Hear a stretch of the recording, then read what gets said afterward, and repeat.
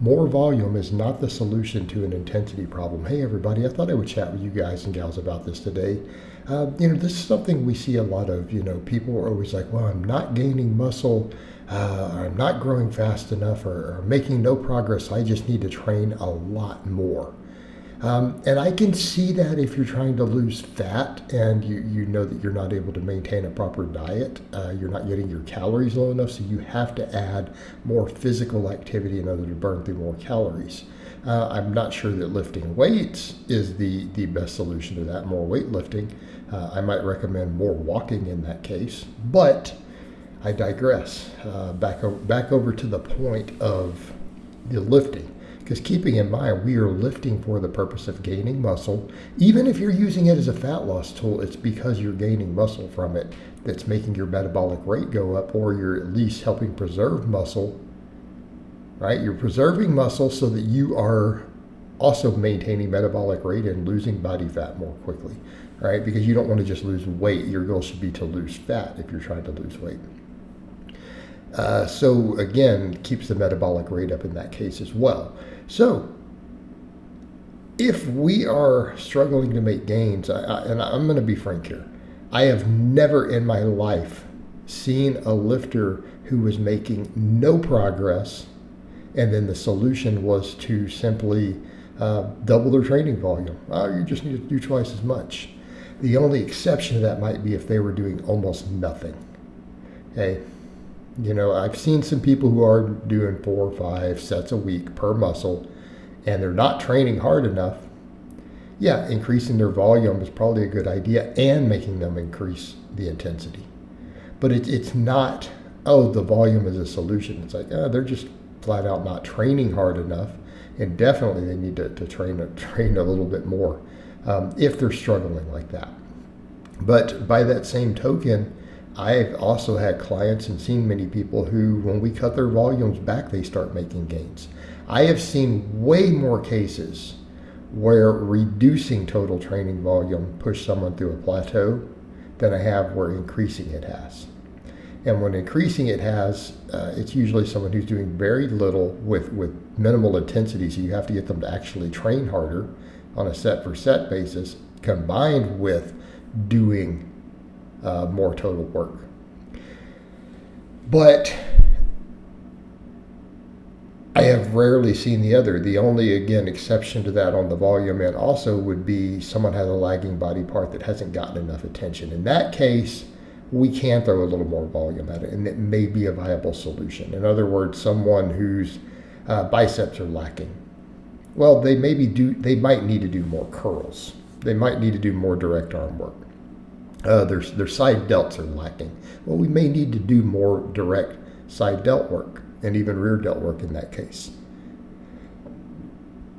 But if their body as a whole is not growing, it's almost never more volume. And in many cases, again, I want to stress this, over the last 4 or 5 years of coaching, I have seen more than a dozen cases where someone was training too much. I cut their volumes by 50 or 60%. A couple of cases, I cut their volume by like 70, took out 70% of what they were doing. And then magically, they start making gains again.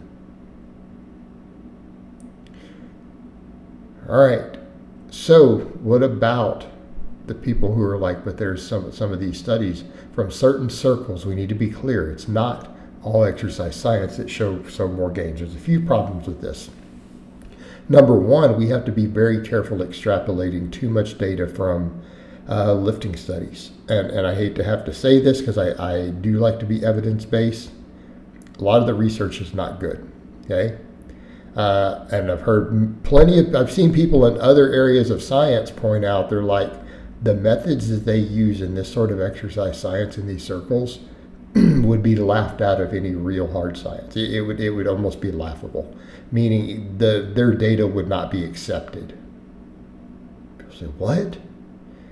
Number one, sometimes the test subjects are too low. There's oftentimes not enough test subjects to draw meaningful conclusions. That's why there's so many conflicting studies in this area. They're oftentimes too short term. So we need to be clear there. 20 test subjects for 8 weeks. And you're going to tell me that you can draw major meaningful conclusions regarding muscle growth? I don't think so. Also, many of them are untrained lifters. This is a problem because untrained lifters grow so fast. You see the variability between people in different groups just due to genetic potential or starting point could actually be a bigger factor than the variables. In other words, some of those people may be prone to gaining muscle at 50% faster than the people in the other groups. Now, that could be eliminated by larger groups, studying 300 people instead of 20. All right. People say, we can't do all that. And then there's bias within the studies, bad researchers. So keep that in mind, who have their own biases. So you do need to be very careful in drawing too big of conclusions from some of this stuff, and particularly studying untrained lifters. We already know how to get untrained lifters big. Every coach worth anything knows how to put the first 10 pounds of muscle on a novice lifter, okay? It's extremely easy. We have tons of real-world data, and the only thing you'd be studying is who could put that 10 pounds on 5% faster, maybe with some other methods. It's pretty negligible at that point. Just a speed issue. The other thing to think about, there's tons of studies that show lower volumes and moderate volumes. Tons of them produce great muscle growth. And I've also seen some even experts refer to lower volumes as high volume. Okay? But when you have studies looking at 20 plus sets, I don't count anything under that as high volume. Like, I think for most people, 10 to 12 is a good sweet spot of sets per week. Okay? If you're training hard. But again, the other problem is these researchers have people training so not hard, and if you watch a lot of them train, they don't train hard themselves, and they're the ones making the call in the lab that they're having to do 30 sets to get good muscle growth because the training is so bad. It's something to think about there also. Yeah, because you're not pushing the test subjects. They're not even training hard. So there's a lot of problems there. So I want to point that out. You can't say, well, the science doesn't really show that. And there's a lot of conflicting data in that science. So we're forced to also take our experience in the real world. And I find simply making people train harder works. And I have seen, and I have clients now who, because they participate in other sports, I have their training volumes extremely low, yet now they're making gains. And I do mean like 5 or 6 sets of muscle group a week. But they train hard. And it works. All right, guys, but that's really all I have to say on that today. I hope it's been informative, and I'll talk to you guys and gals next time.